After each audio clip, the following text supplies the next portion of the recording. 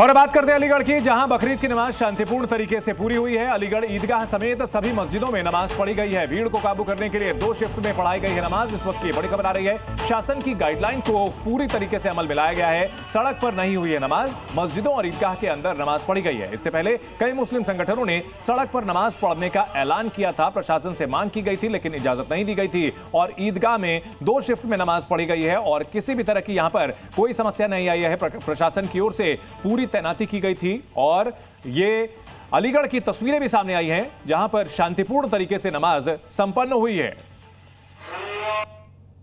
योगी प्रशासन की ओर से जो दिशा निर्देश दिए गए थे, प्रशासन की ओर से उसे अमल कराने के लिए पुख्ता तैयारी की गई थी और उसका असर भी देखने को मिला है। हमारी आस्था का और हमारे दीन का मामला है, इसे आप कैसे ऑर्डर कर सकते हैं कि आप ऐसा ना करके केक काट लीजिए? कैसे कह सकते हैं? 1800 साल से हिंदुस्तान में जो होता आया है और पूरे वर्ल्ड में होता है, अमेरिका में भी होता है ये सब, तो यहाँ कोई स्पेशल थोड़ी हो गया है। ये तो सरकार की थिंकिंग एक अलग चीज है, लेकिन आप किसी की धार्मिक आस्था में इंटरफेयर नहीं कर सकते भाई। ये तो हमारे दीन में दखल है। हम जैसे हम और लोगों की आस्था का ख्याल रखते हैं, ऐसे ही लोग हमारी आस्था का ख्याल रखें। क्या बात है, हम अपना मजहब थोड़ी छोड़ सकते हैं। एक मिनट में हाथ हो जाती है, तो फिर हमारी भी भावनाओं का ख्याल रखें। तरफा चल रही है सरकार का जो काम है सरकार कर रही है, लेकिन हमारा जो काम है देश संविधान से चलता है, सरकार से नहीं चलता है। देश संविधान से चलेगा। संविधान मान कर रहेंगे, चल कर रहा है संविधान से। देश संविधान से चलेगा, संविधान से चलता है। सरकार अगर कुछ कहती है तो उसका भी पालन होगा। समय सबका आता है और आता रहेगा। हर त्योहार रोडों पे होते हैं और ये त्योहार ईद पे नमाज पढ़ने के लिए रोकमंदी होती है। ये गलत तो गलत है ना। पूरा बंद रहेगा, सारा रोड बंद रहेंगे जब कोई दिक्कत नहीं होती किसी को। मुसलमान एक तरफा चल रही है सरकार, बिल्कुल एक तरफा।